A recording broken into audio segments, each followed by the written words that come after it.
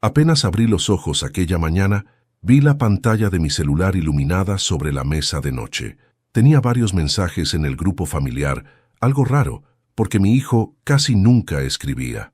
Pensé que quizá estaban organizando la cena de Nochebuena o preparando una sorpresa para mis nietos. En esos segundos ingenuos creí que, a pesar de todo, aún quedaban pequeños espacios donde cabía el cariño. Qué equivocado estaba. Cuando abrí el chat, sentí que el piso se me iba resbalando bajo los pies. El mensaje decía: «Papá, este año vamos a celebrar la Navidad solo con la familia. No estás invitado». Leí esas palabras 3 veces. Una parte de mí pensó que se trataba de una broma de mal gusto. Otra parte, la que ya venía sospechando su distancia desde hacía meses, entendió de inmediato que hablaban en serio. Antes de que pudiera escribir algo, apareció un segundo mensaje. Esta vez era de mi nuera. Siempre tan elegante con las palabras, siempre tan suave para lastimar donde más dolía. Quizá algún día merezcas sentarte a la mesa con nosotros. No sé si fue la crueldad o la frialdad. No sé si dolió más su soberbia o la indiferencia de mi propio hijo al permitirlo. Sentí un golpe seco en el pecho, como si el corazón se me hubiera hecho añicos en silencio. En ese instante recordé las Navidades cuando él era niño, cuando se emocionaba por abrir los regalos que yo hacía con mis manos, cuando me abrazaba como si yo fuera todo lo que tenía. ¿En qué momento pasó de eso a esto? Respiré hondo, intentando no responder desde el dolor. Mi orgullo no gritó, no insultó, no suplicó, solo escribió: «Gracias por avisar. Espero que estén sentados cuando llegue mi regalo». Y salí del grupo. Fue un silencio extraño el que quedó en la habitación. Sentí el peso del pasado y el frío del presente sobre mis hombros. Me levanté despacio, caminando hacia la cocina como si cada paso marcara una distancia más grande entre lo que fui para ellos y lo que decían que merecía ser ahora. Me preparé un café sin azúcar, como siempre, pero ese día hasta el aroma parecía distinto, más amargo, más denso, más parecido a lo que sentía en el alma. Mientras bebía el primer sorbo, la mente comenzó a recorrer recuerdos que creía enterrados. Mi hijo no siempre había sido así. Hubo un tiempo en que me escuchaba, en que me respetaba, en que buscaba mi apoyo para cada decisión importante. Pero desde que se casó con ella, desde que permitió que su ego creciera alimentado por halagos vacíos, poco a poco se fue alejando. Yo intenté acercarme, lo invité a comer, lo llamé, lo ayudé en todo lo que pude, pero él solo venía cuando necesitaba dinero, cuando algo no le salía bien, cuando yo era útil. Ese chat confirmó lo que ya sabía. Para él, para los dos, yo era un estorbo, un viejo sin mayor valor que el que ellos decidieran otorgarme. Me quedé mirando el celular. Pensé en escribir un mensaje privado para intentar entender, para pedir una explicación, pero no. Algo dentro de mí cambió de lugar, algo que estuvo demasiado tiempo dormido, una dignidad que había sido aplastada sin que yo me diera cuenta. Me dije en voz baja: «Hasta aquí». Y ahí, en medio de la cocina silenciosa, me di cuenta de algo más profundo. No estaban expulsándome de una cena, estaban expulsándome de su vida, y si eso era lo que querían, yo también sabía cerrar puertas. Me apoyé en la mesa y cerré los ojos. La herida ardía, pero en el fondo empezó a surgir una idea, algo que llevaba tiempo guardado, algo que nunca pensé usar, pero que ahora tomaba sentido. Las palabras «mi regalo» resonaron en mi cabeza como un eco que empezaba a transformarse en decisión. Pensé en mi esposa, en cómo ella siempre dijo que un día la verdad saldría a la luz. Pensé en cuántas veces me quedé callado para no causar conflictos. Pensé en las veces que dejé pasar insultos velados, faltas de respeto disfrazadas de bromas, manipulación bajo la apariencia de amabilidad. Ya era hora. Me dirigí al cuarto donde guardaba los documentos importantes. Abrí la caja metálica que tenía bajo llave y saqué una carpeta gruesa, amarilla por los años, pero perfectamente organizada. La dejé sobre la cama y la miré en silencio. Tenía el poder de cambiarlo todo, pero antes de continuar me quedé quieto, pensando si realmente debía hacerlo. ¿Valía la pena enfrentar a mi propio hijo? ¿Valía la pena exponer todo lo que sabía? ¿Valía la pena asumir las consecuencias? Mientras me hacía esas preguntas, el celular vibró. Miré la pantalla. Era un mensaje de un número que no tenía guardado. Lo abrí. Y cuando leí las primeras palabras, sentí que algo muy grande estaba a punto de comenzar. El mensaje llegó como un rayo que ilumina un cielo oscuro sin previo aviso. Parpadeé varias veces, asegurándome de leer bien. No tenía foto de perfil ni nombre guardado, solo un número desconocido. El texto decía: «Señor Julián, necesito hablar con usted. Es urgente, tiene que ver con su hijo y con lo que hicieron anoche». Mi primera reacción fue una mezcla de confusión y un mal presentimiento que se instaló en el estómago. ¿Lo que hicieron anoche? ¿Quién era esa persona? ¿Y por qué sabía que yo había salido del grupo familiar apenas una hora antes? Sentí una punzada helada recorrerme la espalda. No respondí de inmediato. Me senté en el borde de la cama, la carpeta amarilla aún allí, como un secreto que acababa de revivir de su propio silencio. Me quedé mirando el celular, esperando que enviaran otro mensaje, alguna aclaración, cualquier pista, pero no. El silencio digital se volvió más inquietante que las palabras. Respiré hondo, cerré el puño y finalmente escribí: «¿Quién eres?». La respuesta llegó a los pocos segundos. «No puedo explicarle por aquí. Solo le diré que su hijo y su esposa no son quienes usted cree. Si puede venir al estacionamiento del supermercado San Martín dentro de 20 minutos, le mostraré todo». La voz en mi cabeza me gritaba que no debía ir, que podía ser una trampa, alguien jugando con mis emociones en un momento vulnerable. Pero al mismo tiempo, algo dentro de mí despertó, una vigilancia antigua, un instinto que solo nace en los padres que han sido traicionados demasiadas veces y han aprendido a leer la sombra detrás de las palabras. Tomé mi abrigo, guardé la carpeta en el maletín y salí sin mirar atrás. La casa, tan silenciosa, parecía observarme mientras cerraba la puerta. Afuera, el aire frío me golpeó en el rostro como una advertencia. Mientras conducía, el reloj del coche marcó exactamente 20 minutos desde que recibí el primer mensaje. Llegué al estacionamiento y estacioné cerca de las luces, buscando a alguien que pareciera estar esperándome.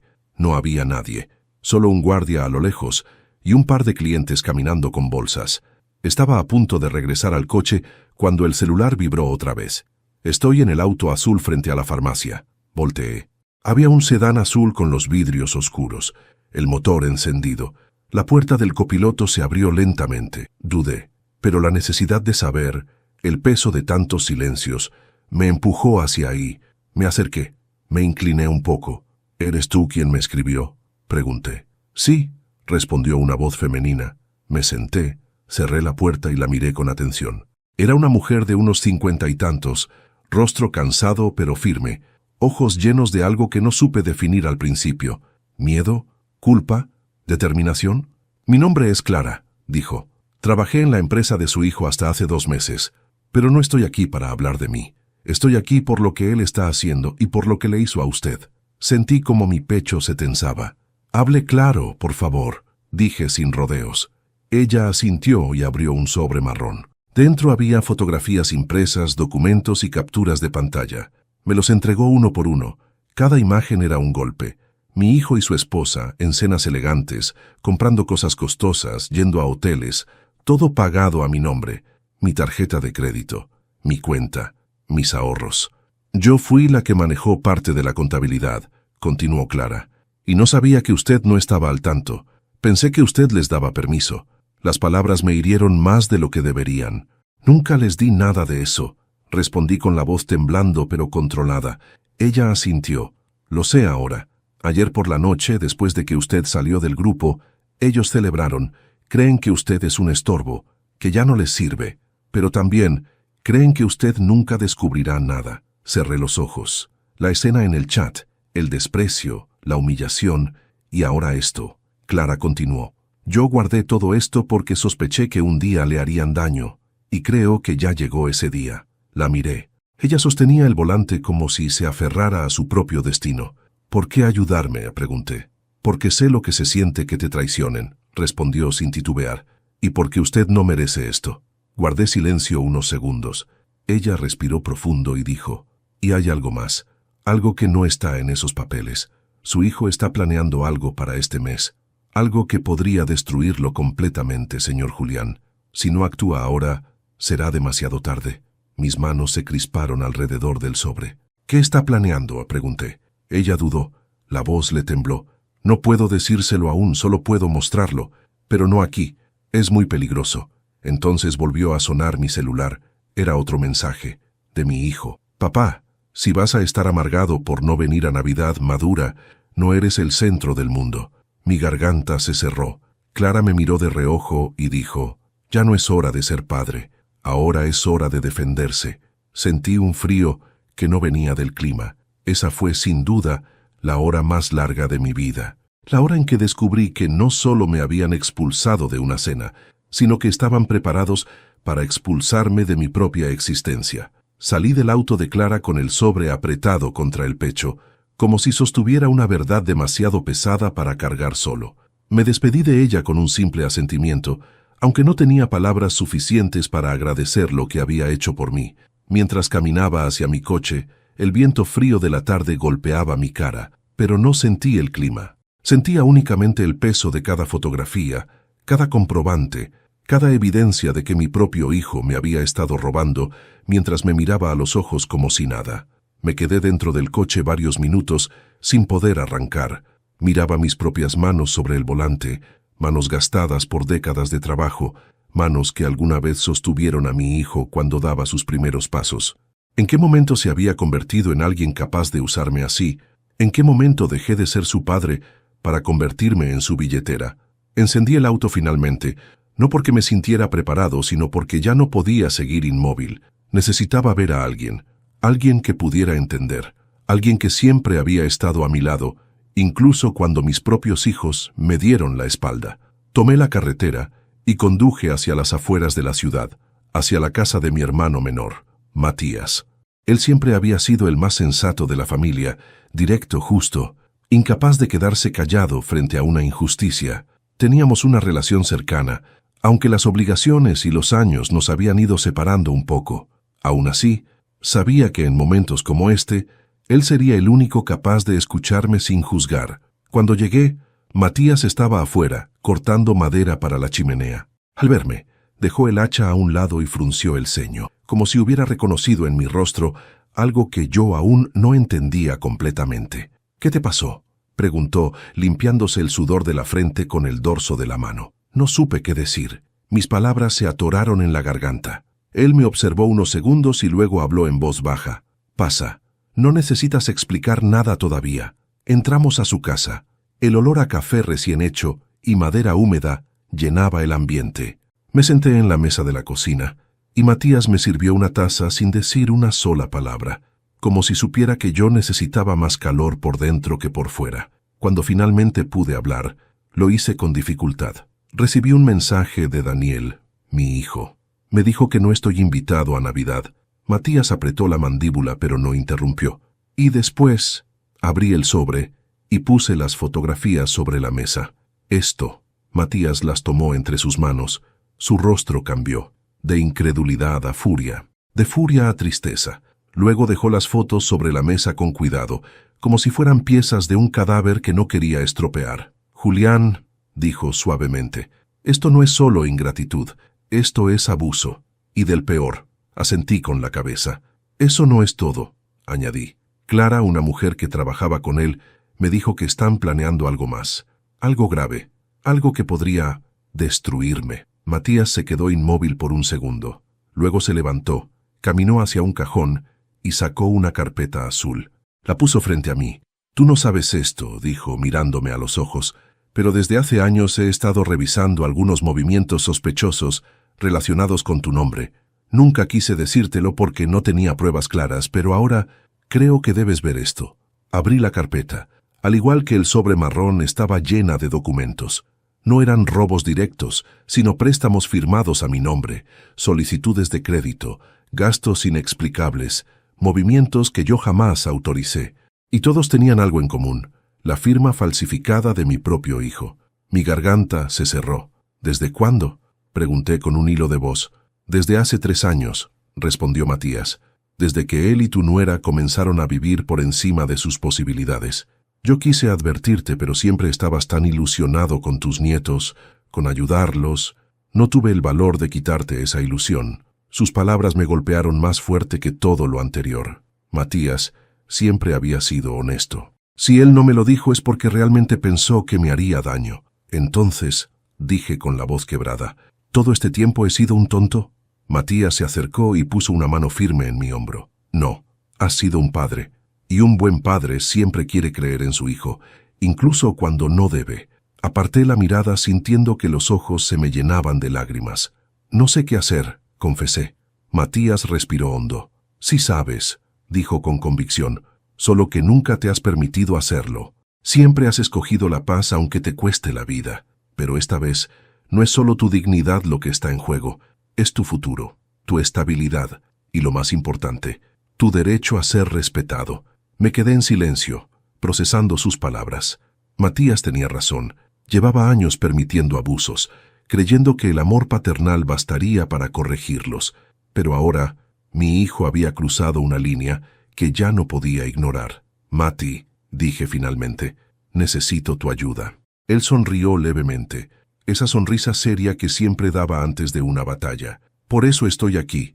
Y créeme, Julián, lo que vamos a hacer, él jamás lo verá venir. Y fue en ese momento, con la carpeta azul frente a mí y el sobre marrón aún abierto, que entendí que la visita a mi hermano no solo lo cambió todo, también marcó el comienzo de algo que mi hijo y su esposa jamás olvidarían. Volví a casa de Matías cuando ya estaba oscureciendo.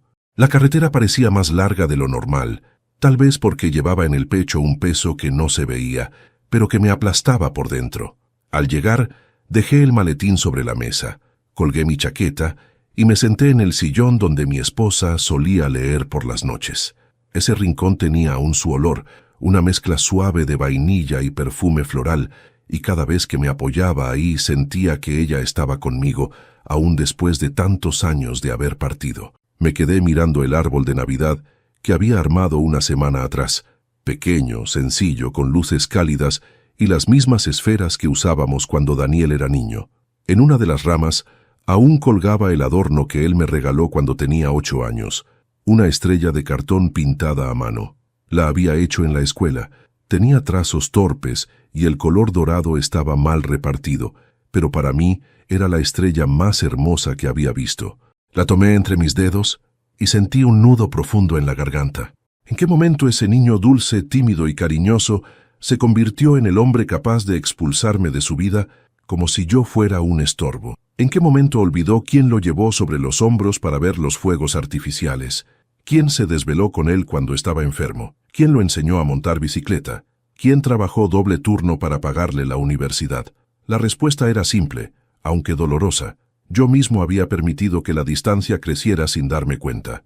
Después de la muerte de mi esposa, me encerré en mi dolor. Dejé de hablar, de preguntar, de involucrarme. Daniel se acercó un tiempo, luego se alejó. Y yo, sin ánimo de enfrentar nada, dejé que la corriente lo llevara a otro lugar. A veces el amor se desgasta no por falta de cariño, sino por falta de presencia.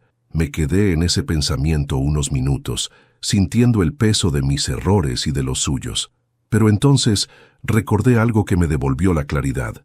El mensaje en el grupo familiar, la risa de mi nuera, la crueldad en sus palabras, la evidencia del sobre marrón, la carpeta azul y la advertencia de Clara: si no actúa ahora, será demasiado tarde.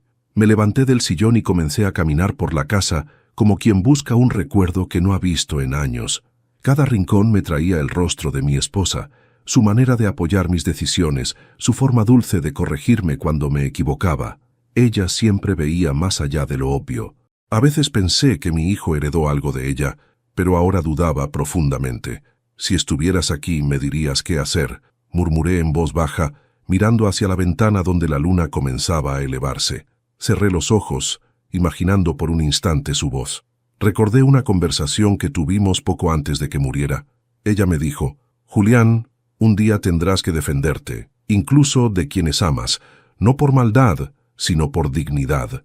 En ese momento no entendí su advertencia, pero ahora resonaba como una profecía. Me acerqué a la vitrina del comedor y saqué un álbum viejo. Fotos antiguas, felices, llenas de momentos que parecían irrepetibles. Encontré una foto de Daniel sosteniendo un pequeño regalo envuelto con papel rojo. Era su primer regalo que había comprado con sus propios ahorros. Me lo dio cuando cumplí 50 años. En esa foto me estaba abrazando. En esa foto todavía me amaba. Cerré el álbum y lo dejé sobre la mesa con cuidado. Aquel contraste entre pasado y presente me desgarró el alma, pero también alimentó una determinación que empezó a brotar dentro de mí como una llama quieta pero firme. No podía quedarme lamentando lo que fue. Tenía un presente que enfrentar, un futuro que defender y una injusticia demasiado grande para seguir ocultándola bajo la alfombra de la resignación. Me senté en el escritorio, abrí mi computador y comencé a revisar correos antiguos. Entre ellos, encontré un mensaje que mi esposa me envió justo un mes antes de morir. No permitas que nadie te quite la paz, Julián, ni siquiera nuestro hijo. Hay cosas que deben enfrentarse con la cabeza fría y el corazón firme. Respiré hondo. Mi corazón latía con una mezcla peligrosa de tristeza y coraje. Entonces vino a mi mente otro recuerdo, aquel año en el que Daniel casi pierde su casa por mala administración. Yo fui quien habló con el abogado, quien pagó parte de la deuda, quien negoció con el banco. Nunca se lo recordé, nunca se lo eché en cara. Quizá ese fue mi error, darle tanto que comenzó a creer que era mi obligación, que él tenía derecho a disponer de mí. La Navidad siempre fue especial en esta familia, y ahora estaba rota, pero no por mis manos. No esta vez. Me levanté, tomé la carpeta amarilla, luego la azul, y puse ambas sobre el comedor. Las abrí una vez más, revisando cada documento, cada recibo, cada firma falsificada. El rompecabezas era claro. Daniel y su esposa habían estado fabricando una vida entera sobre mi espalda, y yo había sido el último en saberlo. La pregunta ya no era ¿por qué me lo hicieron?, sino ¿qué voy a hacer yo ahora? Miré el reloj. Era tarde, pero no podía dormir. No todavía. Había alguien más a quien necesitaba ver, alguien que podía ayudarme a completar lo que Matías y Clara habían iniciado. Tomé las carpetas, mis llaves y salí. Mientras caminaba hacia el auto, una sensación me envolvió, una mezcla entre miedo y valentía. Estaba a punto de enfrentar un fantasma del pasado, uno que había tenido demasiado poder sobre mi vida, y mientras conducía bajo la noche fría supe que esa visita iba a cambiarlo todo. Conduje por la ciudad como si cada semáforo marcara un recuerdo distinto. Las luces se reflejaban en el parabrisas con un brillo melancólico, casi fúnebre, y aún así sentía que avanzaba hacia algo inevitable. El motor del coche vibraba bajo mis manos, acompañando los latidos acelerados de mi corazón. Tenía las dos carpetas en el asiento del copiloto, abiertas, como si respiraran por sí mismas. El destino al que me dirigía no era un lugar común. Era una casa que había evitado durante años, tal vez porque sabía que, si algún día regresaba, lo haría roto o transformado. Y aquella noche lo hacía siendo ambas cosas. Cuando doblé por la calle, las luces cálidas de la vivienda me recibieron como una contradicción. Se veía acogedora, tranquila, como si no guardara ningún secreto, pero yo sabía lo que había detrás de esas paredes. Detuve el coche frente al portón y respiré hondo, intentando reunir el valor que me faltaba. Bajé y caminé hasta la puerta principal. Estuve a nada de regresar, estuve a nada de dejar todo como estaba. Pero entonces recordé el mensaje de Daniel, la risa de mi nuera, la traición acumulada, las firmas falsificadas y la advertencia de Clara. Mi mano golpeó la madera una sola vez. La puerta se abrió lentamente, y ahí, frente a mí, apareció Sofía. Su expresión cambió al instante. No esperaba verme. Su sorpresa fue tan genuina que, por un momento, pensé que quizás aquella visita no sería tan dura como imaginaba. Pero cuando la vi entrecerrar los ojos, analizando mis carpetas, supe que había cruzado un límite que no tenía marcha atrás. «Julián», murmuró, «¿qué haces aquí?» Su voz tenía esa mezcla amarga de nostalgia y distancia que solo aparece entre personas que alguna vez se quisieron, pero que ya no saben cómo acercarse. «Necesito hablar contigo», dije con firmeza, sosteniendo las carpetas. «Es importante». Ella bajó la mirada antes de abrir la puerta por completo. «Pasa». Entré. El olor a incienso, los cuadros antiguos, el piano que ella tocaba de joven, todo seguía igual, como si el tiempo no hubiera pasado, como si aquella casa hubiera congelado la vida en un punto donde las cosas aún tenían solución. Nos sentamos en la sala sin pronunciar una palabra. Ella me observaba con cautela, como si temiera lo que estaba a punto de escuchar. «¿Es por Daniel?», preguntó finalmente. Asentí. «Ha empeorado, ¿verdad?», dijo con un suspiro resignado. «Mucho más de lo que imaginas», respondí mientras colocaba las carpetas sobre la mesa. Ella leyó los documentos lentamente. Cada página que pasaba la hacía respirar más pesado. Fotos, transferencias, firmas, movimientos, risas, desprecio, doble vida. Cuando terminó, levantó la mirada hacia mí, visiblemente afectada. No pensé que llegaría tan lejos, dijo con un hilo de voz. Sabía que tenía problemas, pero esto es maldad pura. Sentí que un peso se aligeraba. Ella no lo defendía. No justificaba nada, solo veía la verdad. Necesito tu ayuda, dije con honestidad directa. Y no solo por mí, también por él, porque si esto continúa, terminará destruyéndose. Ella se llevó una mano al rostro, como quien intenta retener lágrimas. Julián, susurró. Hace años que dejé de tener influencia sobre él. Yo no soy nadie para él ahora. No te pedí que fueras alguien para él, respondí con suavidad. Te pido que me ayudes a detener lo que está a punto de hacer. Sofía parpadeó. ¿Qué está a punto de hacer? Sentí un escalofrío en la espalda. Clara dice que está planeando algo grande, algo que no tiene marcha atrás. No quiso decírmelo por mensaje. Sofía frunció el ceño, preocupada. ¿Tienes idea de qué puede ser? No, respondí. Pero lo conocerás lo suficiente como para saber que, si se siente acorralado, es capaz de hacer cualquier cosa. Ella asintió con tristeza. Y entonces, mientras ella trataba de controlar sus emociones, comprendí que había llegado el momento del mensaje obligatorio que debía incluir en este capítulo. Pero antes de continuar, me gustaría saber si te suscribiste al canal y si te gustó el video. Esto me ayuda a ver que me apoyas y disfrutas de mis historias. Ahora, continuemos. Sofía se levantó y caminó hacia una gaveta cerca del piano. Sacó un cuaderno negro y lo puso sobre la mesa. No sé si esto te sirva, dijo, pero lo encontré hace semanas. Daniel lo olvidó aquí cuando vino a visitarme. Yo no quise abrirlo, pero después de ver todo esto, creo que deberías hacerlo tú. Lo tomé con manos temblorosas.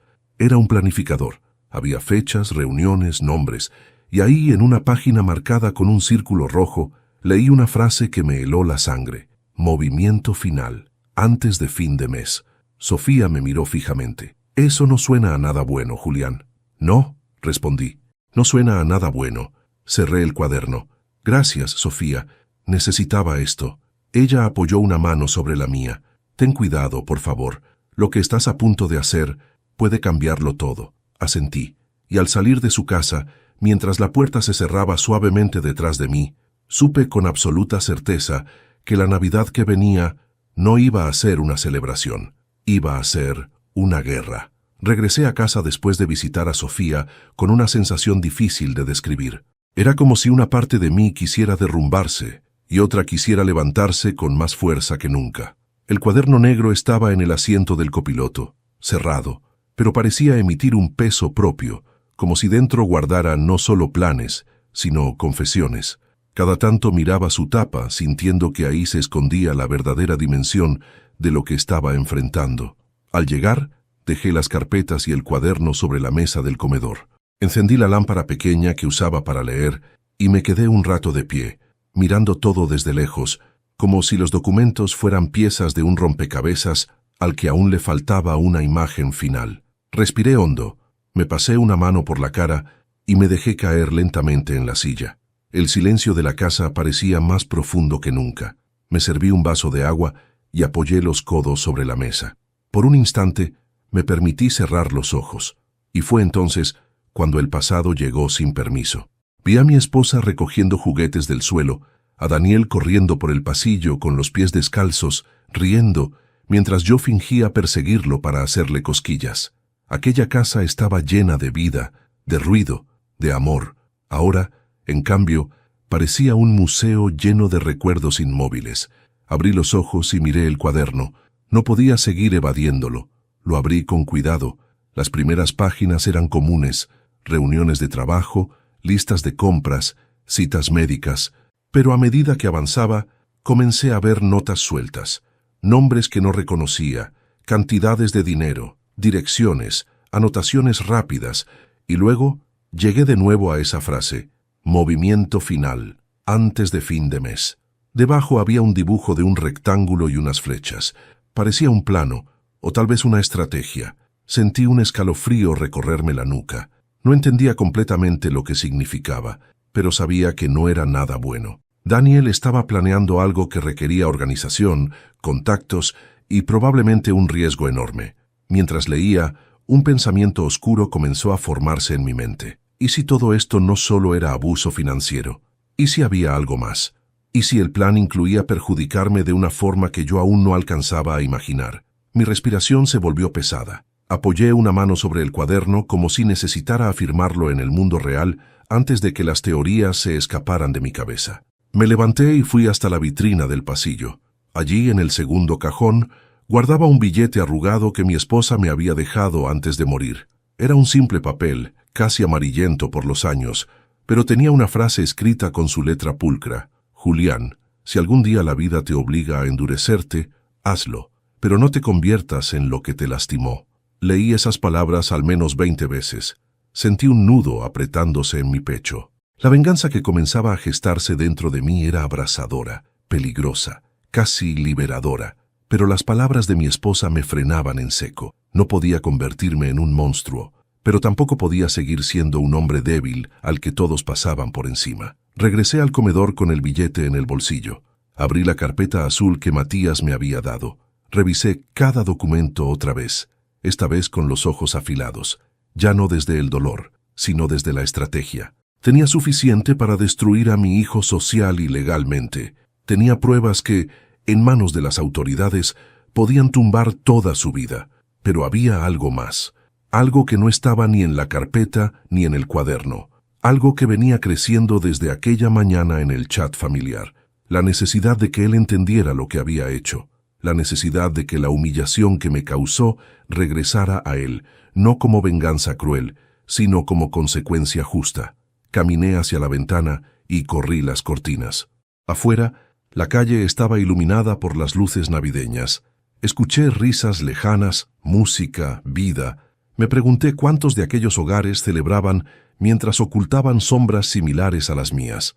Cuántos padres habían sido usados, cuántos hijos habían traicionado, cuántos corazones estaban rotos justo en ese momento. Me quedé ahí un rato, respirando lentamente. En ese instante comprendí algo que no había querido aceptar. El hombre que fui ya no existe. El padre paciente, tolerante, que justificaba todo, que mantenía la calma aunque le doliera el alma, ese hombre había muerto el día en que leí las palabras «No estás invitado», pero en su lugar estaba naciendo otro, un hombre que sabía pensar, actuar, defenderse y mover piezas sin temblar. No un vengador ciego, no un tirano, sino un hombre que por fin entendía el valor de su dignidad. Volví a la mesa y tomé el cuaderno. Lo cerré despacio, como quien sella una decisión absoluta. Sabía lo que debía hacer. Sabía que el regalo que mencioné en el chat familiar debía ser más que pruebas. Debía ser una lección, un espejo, un final que mi hijo no pudiera ignorar. Pero aún faltaba una pieza, la más importante, y solo había una persona en toda la ciudad capaz de dármela. Tomé las llaves del auto y salí. Mientras cerraba la puerta detrás de mí, sentí un extraño alivio. La noche estaba fría, pero mi determinación ardía. La siguiente visita sería definitiva. La noche era tan fría que el vapor salía de mi boca con cada respiración, pero dentro de mí ardía una determinación que ningún invierno podía apagar. Sabía exactamente a dónde debía ir. Había evitado ese lugar por años, porque cada ladrillo traía recuerdos incómodos, decisiones que prefería no revisar, pero ahora era inevitable. Tenía que ver a Héctor Salazar. Héctor había sido mi amigo durante décadas. Trabajamos juntos desde jóvenes, construimos cosas importantes, y aunque la vida nos llevó por caminos diferentes, él siempre mantuvo un pie en mis asuntos, incluso cuando yo creía que no. Fue él quien me advirtió, hace tiempo, que Daniel estaba empezando a torcer su camino. Yo no quise escucharlo, tal vez porque todo padre prefiere creer en la bondad de su hijo antes que aceptar la verdad que duele. Toqué la puerta de su casa, solo una vez. Suficiente para que él, con su sensibilidad de siempre, supiera que algo no andaba bien. Abrió la puerta en menos de 10 segundos. En su rostro apareció esa mezcla de preocupación y frialdad que solo muestran los hombres que han visto demasiado en la vida. Julián, murmuró, sabía que ibas a venir. Pasa. Entré sin decir palabra. Me quitó el abrigo y lo colgó detrás de la puerta. El calor de la chimenea contrastaba con mi estado interior. Me invitó a sentarme en la mesa del comedor y sirvió 2 vasos de whisky, como solíamos hacerlo en los tiempos difíciles. ¿Se trata de Daniel?, preguntó mientras dejaba el vaso frente a mí. Asentí con la cabeza. Saqué el cuaderno negro, la carpeta azul y el sobre marrón. Los puse sobre la mesa como quien coloca evidencia en un juicio. Héctor no dijo nada. Solo observó, esperando que fuera yo quien hablara primero. Y así lo hice. Le expliqué todo. Desde el mensaje cruel de Navidad, pasando por lo que Clara me reveló, hasta la visita a Sofía y el plan siniestro que se escondía en las páginas del cuaderno. Héctor escuchaba sin interrumpir, como si cada palabra reforzara algo que él ya sospechaba desde hacía mucho tiempo. Cuando terminé, él respiró hondo y llevó su vaso a los labios lentamente. «Julián», dijo finalmente, «tu hijo está jugando con fuego y está a punto de arrastrarte con él». «Lo sé», respondí con un hilo de voz. «Por eso vine. Necesito tu ayuda». Él se reclinó hacia atrás, entrelazó las manos y me miró fijamente. «Cuando tu esposa murió, tú dejaste de ver el mundo como es», dijo con una honestidad brutal. «Y Daniel lo aprovechó. Te vio vulnerable, te vio ciego de dolor. Y cuando uno deja de cuidar su terreno, otro toma las decisiones. Tu hijo tomó las tuyas». Me dolió escuchar eso, pero tenía razón. «Héctor», dije, «¿qué significa movimiento final antes de fin de mes? ¿Qué está planeando?». Él tomó el cuaderno, revisó las páginas marcadas y cerró los ojos unos segundos, como si un recuerdo desagradable le atravesara la mente. «Esto, Julián», dijo golpeando suavemente la tapa del cuaderno, «esto no es solo un plan empresarial, ni un fraude más. Esto es el tipo de movimiento que deja a alguien destruido». Me tensé. «¿Estás diciendo que quiere perjudicarme de forma legal, financiera e incluso emocional?», respondió. «Lo que veo aquí es una estrategia para deshacerte. Literalmente, podría estar planeando transferencias de responsabilidad, endeudamiento a tu nombre, incluso incriminarte en algo si fuera necesario». Un escalofrío me recorrió el cuerpo. «¿Tú crees que sería capaz?».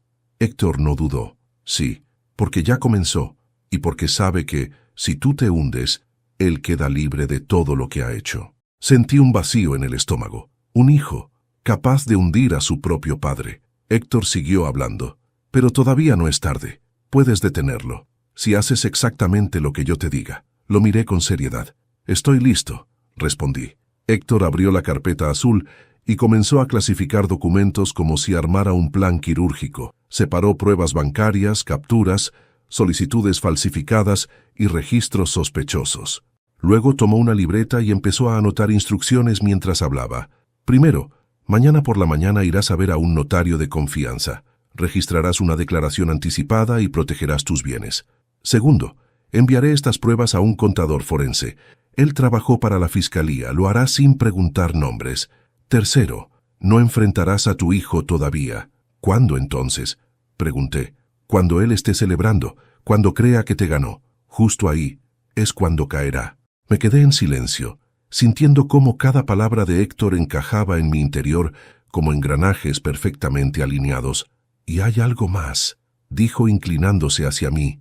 «Necesitas un regalo, algo que destruya la mentira de golpe, algo que él no pueda controlar, algo que sea imposible de negar». Abrí los ojos, sorprendido. «¿Qué tipo de regalo?». Héctor sonrió con esa sonrisa fría que reservaba solo para las situaciones graves. «Uno que nadie quiera recibir en Navidad, pero que hará justicia». Me recargué en la silla, dejando que esa frase se asentara en mi mente. Mi regalo, el mismo que mencioné en el chat familiar antes de salir. Un regalo que ellos jamás imaginarían. Héctor se levantó, abrió una caja metálica cerca de su escritorio y sacó un pendrive negro. Lo puso en mi mano. «Aquí hay algo que tu hijo no sabe que existe, algo que estuve guardando desde hace años. Y ahora es tuyo». Lo miré, desconcertado. «¿Qué contiene?». Héctor se volvió a sentar. «Grabaciones, contratos, conversaciones comprometedoras y pruebas de cosas que Daniel hizo, incluso antes de que tú supieras que habían empezado a usarte». Mi corazón dio un salto. Esto puede destruirlo o salvarlo de sí mismo», respondió Héctor, «dependiendo de cómo lo uses». Miré el pendrive en mi mano, frío, ligero, pero más poderoso que cualquier arma emocional que hubiera tenido en mi vida. Esa noche, mientras regresaba a casa con el pendrive guardado en el interior del abrigo, Entendí que el regalo que pensaba entregar no solo iba a cambiar esa Navidad, sino que iba a cambiar el destino de mi hijo para siempre. Dormí poco esa noche, no porque tuviera miedo, sino porque mi mente estaba funcionando con una precisión que hacía años no experimentaba. Cada pieza del rompecabezas empezaba a encajar. La traición financiera, el plan oculto, el movimiento final del cuaderno negro, las advertencias de Clara, la carpeta azul de Matías y ahora el pendrive de Héctor. Durante mucho tiempo, había sido un espectador pasivo del desastre emocional que mi hijo había construido. Pero esa noche entendí que había llegado el momento de ser protagonista, no para destruirlo, sino para obligarlo a enfrentar la verdad que había negado por años. A las 6 de la mañana ya estaba vestido, con el pendrive en el bolsillo interior del abrigo y las carpetas listas sobre la mesa. Preparé café, pero apenas lo probé. Tenía la mente ocupada, anticipando cada paso. El amanecer entraba por las ventanas como una franja dorada, iluminando el árbol de Navidad que aún estaba encendido por costumbre. Cada luz parecía un recordatorio de lo que esa celebración significa para la mayoría de las familias: unión, perdón, compañía. Pero para mí ese año, la Navidad era un escenario, uno donde la verdad sería el protagonista. Tomé las carpetas y salí de casa. El aire fresco golpeó mi cara y me mantuvo despierto. Conduje hacia la notaría que Héctor había mencionado. Él ya había enviado un mensaje al notario, y cuando llegué el hombre me recibió sin esperar explicaciones. Firmé documentos que nunca imaginé tener que firmar: la protección de mis bienes, declaraciones preventivas contra fraude, autorizaciones para bloquear cualquier movimiento sospechoso en mis cuentas y una carta sellada dirigida a la fiscalía, lista para ser entregada si algo me pasaba. Fue ahí donde comprendí la dimensión del peligro en el que estaba. No era solo emocional, era real, concreto, legal. Salí de la notaría con la sensación de haber puesto una armadura invisible sobre mí. Esa armadura no me hacía invencible, pero me daba protección suficiente para soportar el golpe que estaba por venir. Mientras conducía hacia casa, sentí por primera vez en muchos años que tenía el control de mi vida. No dependía de las decisiones de nadie más. No estaba suplicando amor, estaba actuando desde la dignidad. Al llegar, mi celular vibró. Era un mensaje de Daniel. «Papá, ya que estás tan sensible, te aviso que hoy vendrán unos invitados para ver la casa. Estamos considerando venderla. Total, tú no la usas». Mis manos se tensaron sobre el teléfono. Esa casa era mía, y no porque la escritura llevara mi nombre, sino porque cada rincón había sido construido con esfuerzo. Pero Daniel, en su arrogancia, creía que nada me pertenecía realmente. Para él, todo era un botín, un recurso, una carta que podía jugar. Respiré hondo y escribí solo: «Perfecto, yo también tengo una sorpresa para esta noche». No hubo respuesta. Guardé el teléfono en el bolsillo y me senté en el sillón. Miré alrededor. Esa casa contenía mi historia, pero también contenía algo que Daniel no veía: pruebas, recuerdos, amor, cosas que él había despreciado sin entender que eran la base de todo. Pasé horas revisando el pendrive. Héctor no había exagerado. Había grabaciones de conversaciones entre Daniel y su socio donde hablaban de desviar fondos, falsificar contratos, culparme a mí si algo salía mal. Había correos electrónicos donde mi hijo con total frialdad decía: «Mi viejo ya está viejo. Si cae él, no pasa nada». Leí eso más de 10 veces. Mi hijo, mi propio hijo, sentado frente a un computador, escribiendo mi sentencia sin un atisbo de remordimiento. También había videos grabados con cámara oculta donde él se burlaba de mí, donde decía que yo no tenía ni cerebro ni fuerza para defenderme, que lo tenía todo planificado, que cuando se deshiciera de mí, por fin sería libre. Verlo con mis propios ojos fue como sentir un cuchillo entrando despacio, despacio, despacio en el pecho. Pero esa herida no me destruyó, me hizo más fuerte. A las 5 de la tarde estaba listo. Me puse una camisa limpia, me peiné y guardé las carpetas y el pendrive en un maletín elegante. No iba a aparecer como un mendigo rogando por un lugar en su mesa. Iba a aparecer como un hombre, como un padre que merecía respeto, como alguien que llevaría un regalo que jamás olvidaría. Faltaba un detalle: el sobre blanco. Lo escribí a mano con letra firme. Lo sellé y lo guardé en el bolsillo del abrigo. Ese sobre contenía una sola frase que haría temblar a cualquiera que tuviera algo que ocultar. Salí de casa a las 6. El cielo estaba oscuro y las luces de Navidad iluminaban las calles con ese brillo que parece bonito solo cuando el corazón está en paz. En mi caso, eran luces de advertencia. A las 6:30 llegué frente a la casa de Daniel. Estaba decorada con adornos costosos, luces sincronizadas, música navideña suave sonando desde dentro. Habían gastado dinero en exceso, dinero mío seguramente. Aparqué el coche y observé desde la distancia. Se escuchaban risas. Muchos invitados, seguro la familia de mi nuera. Gente que nunca me quiso pero que disfrutaba de lo que yo les podía proporcionar. Toqué el timbre. Silencio. Luego pasos. La puerta se abrió. Mi nuera apareció primero. Llevaba un vestido rojo brillante, maquillaje perfecto, sonrisa artificial. Esa sonrisa se borró en cuanto me vio. «¿Qué haces aquí?», dijo, como si yo fuera un intruso. «Vine a entregar mi regalo», respondí tranquilamente. Daniel apareció detrás de ella. Tenía una copa en la mano. Vestía elegante. Estaba confiado. Sobraba desdén en su mirada. «Papá», dijo con voz neutra, «ya te dijimos que la cena de este año es solo para la familia». «Lo recuerdo», respondí, «pero vine igual, no a cenar, a entregar algo». Me miraron con desconfianza. Sus invitados asomaron la cabeza desde la sala. Varias caras conocidas, todas mezcladas entre burla y curiosidad. «Hazlo rápido», dijo mi nuera. «No queremos un espectáculo». Sonreí levemente. «Oh, esto sí será un espectáculo, pero no como crees». Con calma, abrí el maletín y saqué la carpeta amarilla. La coloqué en la mesa de entrada. Luego, la carpeta azul. Finalmente, el pendrive. «¿Qué es todo eso?», preguntó Daniel, frunciendo el ceño. «Tu vida», respondí, «tal como la construiste, y tal como está a punto de derrumbarse». Todos quedaron en silencio. Tomé el pendrive entre los dedos. «Esto contiene grabaciones de tus transacciones ilegales, de tus conversaciones con tu socio, de tus insultos hacia mí y de tu plan para destruirme antes de fin de mes». Su rostro perdió color. «Papá, no sabes lo que dices. Sé exactamente lo que digo, y sé exactamente lo que hiciste». Saqué el sobre blanco y se lo entregué. «Tu regalo». Lo abrió con manos temblorosas. Leyó la frase, y su expresión cambió para siempre. Su nuera se acercó, arrebató el papel y leyó también. La frase era simple: «Ya entregué todo esto a la fiscalía». Un murmullo se extendió entre los invitados. Daniel retrocedió un paso, luego otro. «Papá, por favor», dijo con voz quebrada, la primera vez que lo escuchaba vulnerable en años. Yo lo miré con calma, con una serenidad que no sabía que tenía. «Esta Navidad no vine a comer. Vine a terminar lo que empezaste cuando me expulsaste del grupo. Vine a darte el regalo que mereces, la verdad». Mi nuera gritó: «Esto es una locura. Esto no es justo». «Tienes razón», respondí.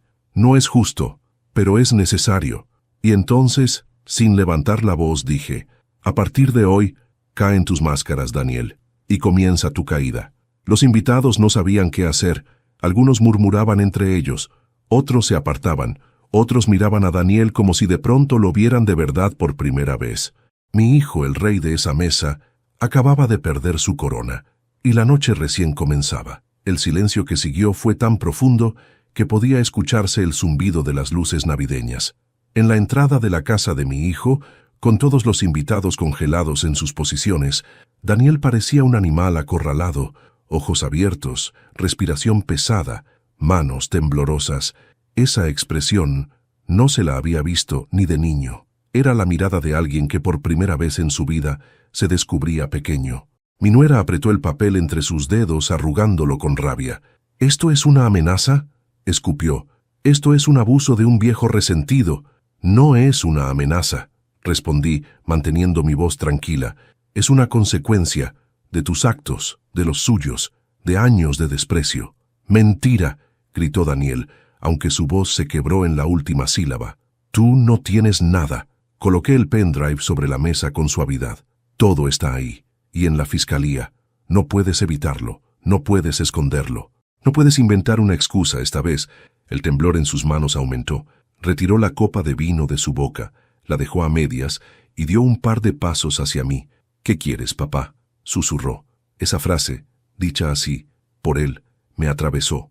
No era arrogante, no era burlona, sonaba humana. Era la primera vez que lo escuchaba hablarme como un hijo que sabía que ya no tenía escapatoria. «Quiero», respondí con calma, «que asumas lo que has hecho». «Yo no hice nada», gritó de nuevo, perdiendo el poco control que le quedaba. Las luces del salón lo iluminaban justo desde arriba. Su sombra se reflejó en la pared detrás de él, enorme y deformada, una imagen perfecta de lo que se había convertido. Un hombre que creía ser más grande de lo que era. Los invitados empezaron a murmurar. Algunos se alejaron hacia la sala, incómodos. Otros, fascinados por el escándalo, se quedaron cerca. A nadie le gusta un conflicto familiar, excepto cuando es ajeno. Las caras mezclaban miedo, sorpresa y en algunos un matiz desagradable de entretenimiento. Yo respiré hondo y di un paso adelante. «Daniel», dije su nombre como si fuera una campana que debía despertar algo en él. «Este es el final del camino que tú elegiste». Mi nuera se interpuso entre nosotros.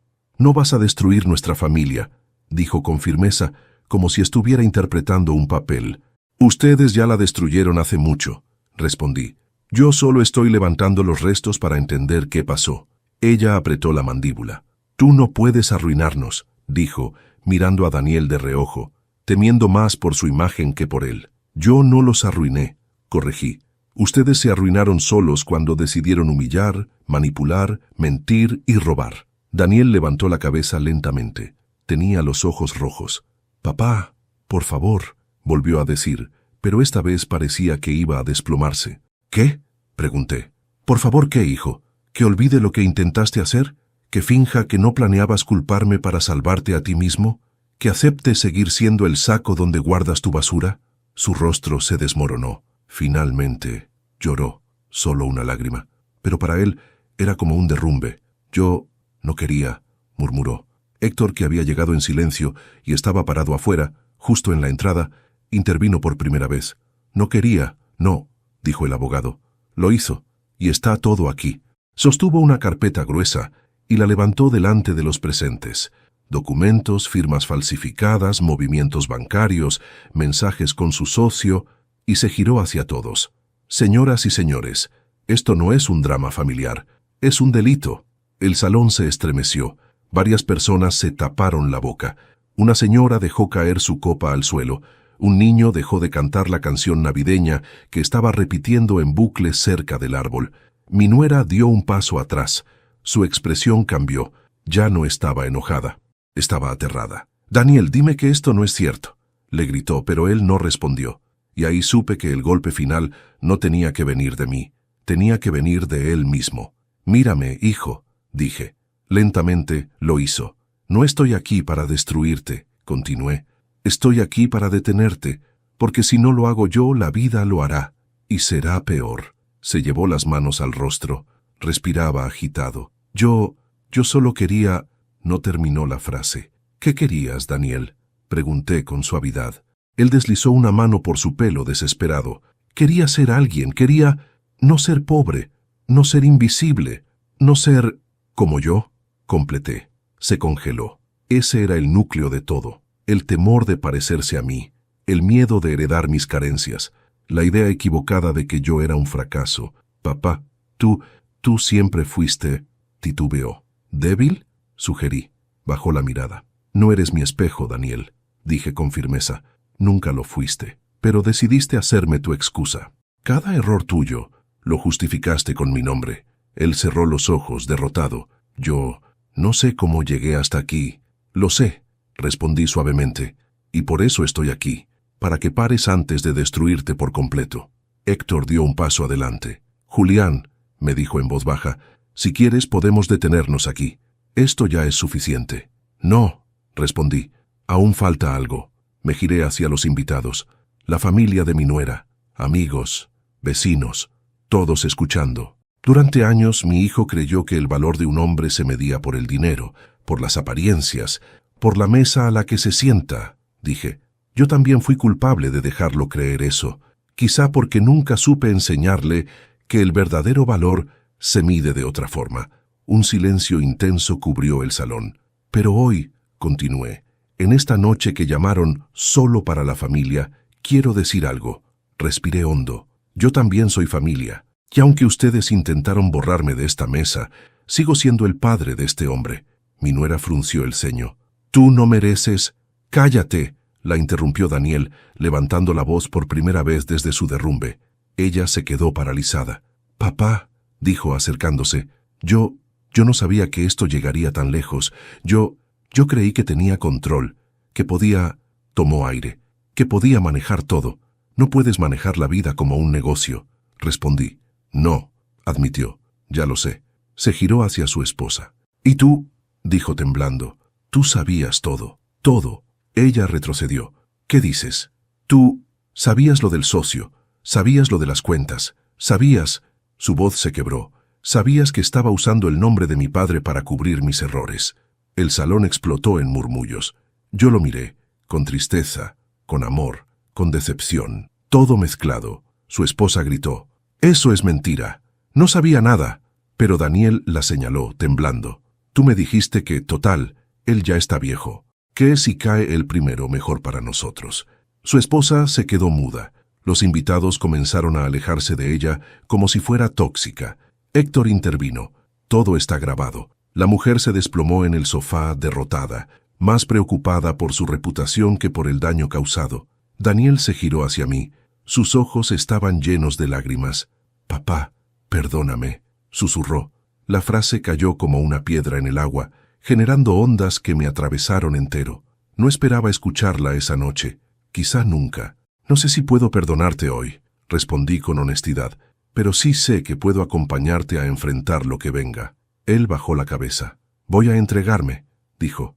No quiero huir de esto. Me quedé quieto. Lo observé. Ese acto, esa frase, era la primera elección adulta que hacía en años. Eso es tuyo, dije señalando el pendrive. No mío, no de Héctor, no de tu esposa. Tuyo. Daniel lo tomó entre sus manos. Parecía que sostuviera un pedazo de su propia alma. Papá, dijo con un hilo de voz, no me abandones ahora. Me acerqué, puse una mano en su hombro. No vine a abandonarte, respondí. Vine a liberarme, y ojalá liberarte también. Él cerró los ojos. Los invitados se retiraron en silencio. Héctor recogió las carpetas. Mi nuera desapareció en la cocina llorando. Yo me quedé con mi hijo. 2 hombres cansados, 2 heridas expuestas, 2 vidas que por primera vez se miraban de frente. Esa noche no hubo cena, no hubo celebración, no hubo brindis. Solo hubo verdad, la verdad que por fin había llegado a la mesa. La madrugada cayó sobre la casa como un manto pesado, después del caos, del llanto, de las confesiones y de los silencios incómodos. El mundo parecía haberse detenido. Las luces del árbol seguían encendidas, parpadeando con un ritmo lento y triste, como si también hubieran presenciado demasiado para una sola noche. Daniel estaba sentado en el sofá, con el rostro entre las manos. Su respiración era irregular, pero ya no lloraba. Era como si hubiese vaciado todo lo que tenía dentro, y ahora quedara solamente el cansancio. Me acerqué despacio. A pesar de todo, seguía siendo mi hijo, y verlo reducido a ese estado me revolvía el alma. Papá, susurró sin levantar la cabeza. Nunca pensé que terminaría así. Me senté a su lado dejando espacio entre nosotros, no por distancia emocional, sino porque sabía que necesitaba aire para entenderse a sí mismo. Nadie piensa que va a llegar hasta el borde del abismo, respondí. Pero llegaste, y lo importante es que no diste el paso final, te detuviste. Él levantó la mirada. Sus ojos estaban rojos, hinchados, pero había algo más ahí, una chispa, una pequeña luz, como si estuviera despertando después de años de dormir dentro de su propio ego. No sé cómo reparar todo esto, admitió. No se repara de golpe, dije. Se hace un día a la vez. Guardó silencio. Sus manos temblaban sobre sus rodillas.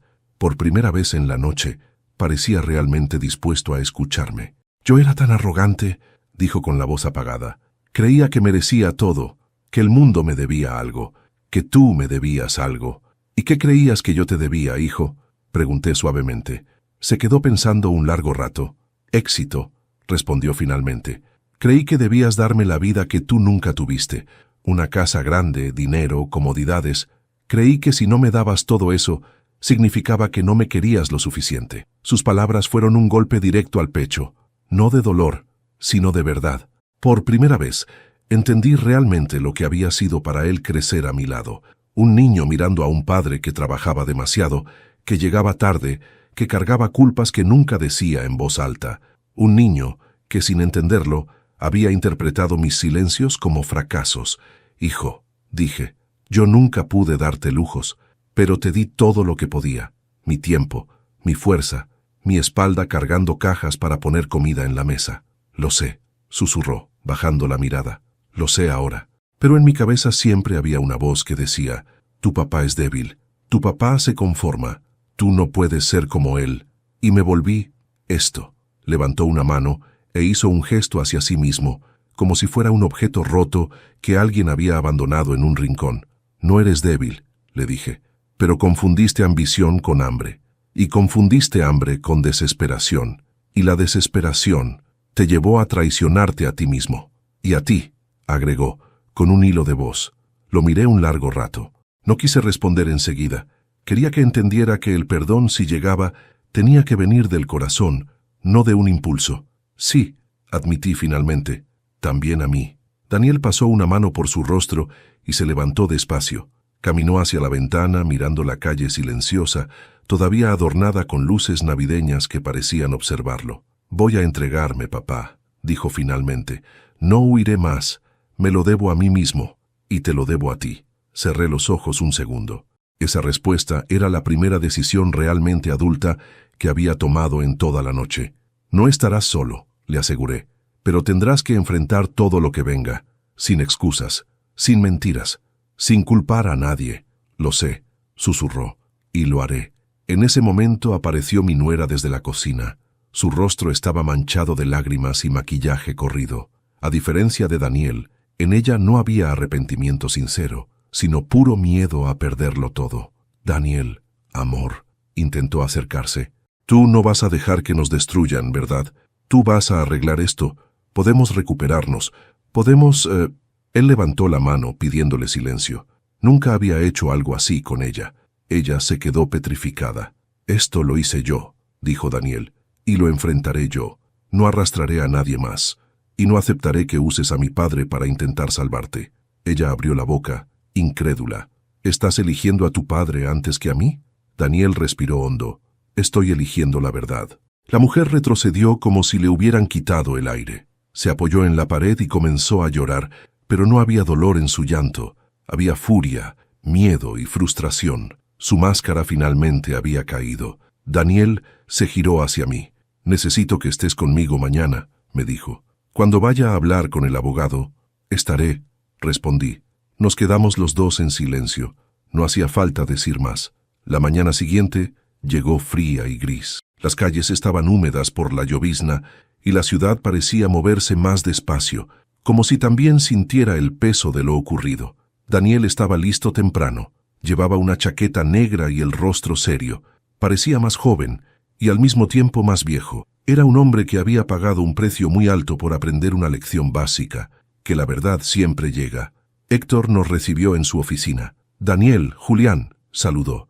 Pasen, tenemos mucho que tratar. Nos explicó todo lo que venía. Declaraciones, acuerdos, responsabilidades. Daniel escuchó cada palabra sin interrumpir. Llevaba un cuaderno pequeño donde escribió una sola frase: no repetir el error. Al final de la reunión, Héctor lo miró fijamente. Daniel, puedes salir de esta, pero solo si aceptas cada consecuencia. El juez puede ser duro, las multas serán altas, y quizá pases unos meses internado, pero... Daniel levantó la mano. Haré lo que sea necesario. Yo sentí un nudo formarse en mi garganta. No sabía si todo terminaría bien, pero al menos estaba empezando de la manera correcta. Esa noche, Daniel pidió ir a mi casa. No para hablar, no para llorar, solo para estar. Preparamos café, nos sentamos en silencio. Una escena tan simple, pero tan nueva para nosotros. Papá, dijo de pronto sin mirarme. Yo siempre pensé que tú estabas solo porque querías, que te alejabas, que no te importaba la familia. Lo observé. No estaba solo, respondí. Estaba esperando que tú volvieras a verme, no como una carga, sino como tu padre. Daniel tragó saliva. Lo había entendido. Al fin. Gracias por no rendirte conmigo, murmuró. Hijo, dije con suavidad. Hay cosas que un padre no puede dejar de hacer, incluso cuando duelen. Se acercó, apoyó la cabeza en mi hombro como cuando era niño y sollozó en silencio. Yo puse una mano en su espalda, y ahí, en medio del silencio, supe que mi regalo de Navidad no había sido revelar la verdad. Había sido recuperar a mi hijo, quizá no del todo, quizá no por completo, pero sí lo suficiente para que ambos pudiéramos empezar de nuevo. Papá, susurró antes de quedarse dormido, no quiero perderte. No me has perdido, respondí. Me perdiste cuando dejaste de verme, y hoy me volviste a encontrar. Lo cubrí con una manta. Apagué la luz, y mientras lo observaba dormir, entendí algo importante. Había sido una Navidad dolorosa, cruel, desgarradora, pero también había sido la primera que me devolvió algo que creí perdido para siempre. A mi hijo, a Daniel, a nosotros. Hoy escribo estas líneas sentado en el viejo sillón que alguna vez compartí con mi esposa. La casa está en silencio, pero ya no es un silencio que duele. Es un silencio que acompaña, un silencio que respira conmigo, tal vez porque, después de tanto tiempo, ya no estoy solo. Daniel duerme en la habitación de invitados. A veces, se queda aquí para no sentirse perdido entre tantas decisiones que ahora debe enfrentar. Lo observo desde la puerta, y aunque ya es un hombre hecho y derecho, lo sigo viendo como aquel niño que corría hacia mí, con la cara manchada de chocolate pidiéndome que lo cargara. La vida da vueltas extrañas. Uno piensa que lo perderá para siempre, hasta que el destino se encarga de traerlo de vuelta cuando más falta hace. Muchos me preguntan si lo perdoné. La verdad es que no existe una respuesta simple.